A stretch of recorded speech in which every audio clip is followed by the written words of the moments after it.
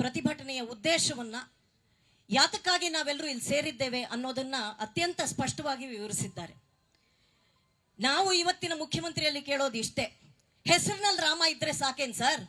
ಮನಸ್ಸಿನಲ್ಲಿ, ಹೃದಯದಲ್ಲಿ ರಾಮನ ಆದರ್ಶಗಳನ್ನ ಹೊರಬೇಕು. ಅದು ನಿಮ್ಮಿಂದ ಸಾಧ್ಯನಾ? ಅದಕ್ಕೆ ನೀವು ಸಿದ್ಧನಾ? ಇಲ್ವಲ್ಲ. ಇದ್ದಿದ್ರೆ ಹೀಗೆ 31 ವರ್ಷಗಳ ನಂತರ ಇಷ್ಟು ವರ್ಷ ಅಬ್ಸ್ಕಾಂಡಿಂಗ್ ಅಂತ ಹೇಳಿ ಈಗ ದಿಢೀರಂತ ಜನವರಿ 22ನೇ ತಾರೀಕು ರಾಮ ಮಂದಿರದಲ್ಲಿ ಪ್ರಾಣ ಪ್ರತಿಷ್ಠಾಪನೆಯನ್ನು ಇಡೀ ವಿಶ್ವದ ಹಿಂದೂಗಳು ಒಟ್ಟಿಗೆ ಸೇರಿ ಮಾಡುವ ಸಂದರ್ಭದಲ್ಲಿ ನೀವು ಒಬ್ಬ ಕರಸೇವಕನನ್ನ ಬಂಧಿಸ್ತಾ ಇದ್ರಾ? ಇದೆಂತ ದ್ವೇಷ ರಾಜಕಾರಣ ನಿಮ್ಮದು? ನೀವು ಅಧಿಕಾರಕ್ಕೆ ಬಂದಾಗಲೆಲ್ಲ ಹಿಂದೂಗಳನ್ನ ಪಾತಕ ಮಾಡುವಂತಹ ಕೊಲೆಗಡಕರನ್ನ, PFI, SDPI ಕಾರ್ಯಕರ್ತರನ್ನ ಬಿಡುಗಡೆ ಮಾಡುವಂತಹ ಆದೇಶಗಳನ್ನ ಹೊರಡಿಸ್ತೀರಿ. 2015ರಲ್ಲಿ 1600 ಅಂತಹ ಪ್ರಕರಣಗಳನ್ನ ಹಿಂಪಡೆದಿದ್ರಿ. ಮತ್ತೆ 2018ರಲ್ಲಿ ಚುನಾವಣೆಗೆ ಹೋಗೋ ಸಂದರ್ಭದಲ್ಲಿ ಮತ್ತೆ ಒಂದು ಕಮ್ಯುನಿಟಿಯ ಜನರ ಮೇಲೆ ಇರುವಂತಹ ಕೇಸ್ಗಳನ್ನ ಮಾತ್ರ ವಾಪಸ್ ಪಡೆದ್ರಿ. ಇದೆಂತ ನೀತಿ ನಿಮ್ದು?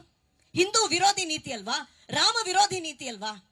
ಈ ರಾಮ ವಿರೋಧಿ ನೀತಿಯನ್ನ ಖಂಡಿಸಿ ನಾವೆಲ್ಲರೂ ಈ ಪ್ರತಿಭಟನೆಯನ್ನ ಹೀಗೆ ಮುಂದುವರಿಸ್ತೇವೆ. ಶ್ರೀಕಾಂತ್ ಪೂಜಾರಿ ಅವರ ಬಿಡುಗಡೆ ಆಗುವ ತನಕ ನಮ್ಮ ಪ್ರತಿಭಟನೆ ಹೀಗೆ ಮುಂದುವರಿಯುತ್ತೆ. ಆಗ ಸದ್ದಾಂ ಹುಸೇನ್ನ ಅಮೆರಿಕನ್ರು ನೇಣಿಗೆ ಹಾಕ್ತಾರೆ.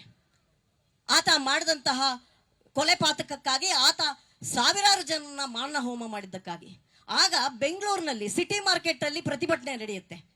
ಅವ್ರ ಮೇಲೆಲ್ಲ ಕೇಸ್ ಹಾಕಿದ್ರ ಸರ್ ನೀವು? ಬಸ್ಗಳನ್ನ ಸುಟ್ಟು ಹಾಕಿದ್ರಲ್ಲ, ಅವ್ರ ಮೇಲೆಲ್ಲ ಕೇಸ್ ಹಾಕಿದ್ರ ನೀವು? ಕರಸೇವೆ ಮಾಡಿದಂತಹ ಒಬ್ಬ ರಾಮ ಭಕ್ತನ ಮೇಲೆ ಮಾತ್ರ ಹೇಗೆ ಕೇಸ್ ಹಾಕಕ್ ಬರತ್ ನಿಮ್ಗೆ? ಯಾಕೆ ಅಂದ್ರೆ ಮನಸ್ಸಿನಲ್ಲಿ ಹಿಂದೂಗಳ ಪ್ರತಿ ನಂಜಿದೆ ನಿಮ್ಗೆ. ಹಿಂದೂಗಳು ಈ ರಾಷ್ಟ್ರದಲ್ಲಿ ಸುರಕ್ಷಿತವಾಗಿರೋದು ನಿಮ್ಗೆ ಇಷ್ಟವಿಲ್ಲ. ಹಾಗಾಗಿ ಓಲೈಕೆ ರಾಜಕಾರಣ ಮಾಡ್ತೀನಿ ಅನ್ನುವ ನೆಪದಲ್ಲಿ ಹಿಂದೂಗಳನ್ನ ಮಾತ್ರ ಹುಡುಕಿ ಟಾರ್ಗೆಟ್ ಮಾಡ್ತೀರಾ. ಮಾಡಿ ಸರ್, ನಿಮಗ್ ತಾಕತ್ತಿದ್ರೆ ಈ ವೇದಿಕೆಯಲ್ಲಿರುವ ಎಲ್ಲ ರಾಮ ಭಕ್ತರನ್ನ, ಇಲ್ಲಿ ಸೇರಿರುವಂತಹ ಎಲ್ಲ ರಾಮ ಭಕ್ತರನ್ನ ಅರೆಸ್ಟ್ ಮಾಡಿ, ಎಲ್ಲರನ್ನ ಬಂಧಿಸಿ, ಎಲ್ಲರನ್ನ ಒಳಗಾಕಿ. ಜಗತ್ತಿಗೆ ಸ್ಪಷ್ಟವಾಗಿದೆ ನಿಮ್ಮ ಹಿಂದೂ ವಿರೋಧಿ ನೀತಿ. ಇದು ಬಹಳ ದಿನಗಳ ಕಾಲ ಇರೋದಿಲ್ಲ. ಈ ಪ್ರತಿಭಟನೆ ಹೀಗೆ ಮುಂದುವರಿಯುತ್ತೆ ಶ್ರೀಕಾಂತ್ ಪೂಜಾರಿ ಅವರ ಬಿಡುಗಡೆ ಆಗುವ ತನಕ ಅಂತ ಹೇಳ್ತಾ ನನ್ನ ಮಾತನ್ನ ಮುಗಿಸ್ತೀನಿ. ಜೈ ಹಿಂದ್, ಜೈ ಕರ್ನಾಟಕ, ಬೋಲೋ ಭಾರತ್ ಮಾತಾ ಕಿ ಜೈ, ಜೈ ಶ್ರೀರಾಮ್.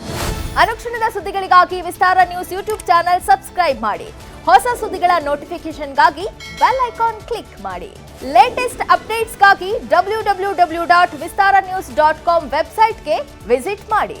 ಅಂಗೈಯಲ್ಲೇ ಜಗತ್ತಿನ ಸುದ್ದಿ ತಿಳಿಯಲು ವಿಸ್ತಾರ ನ್ಯೂಸ್ ಕನ್ನಡ ಆಪ್ ಡೌನ್ಲೋಡ್ ಮಾಡಿ.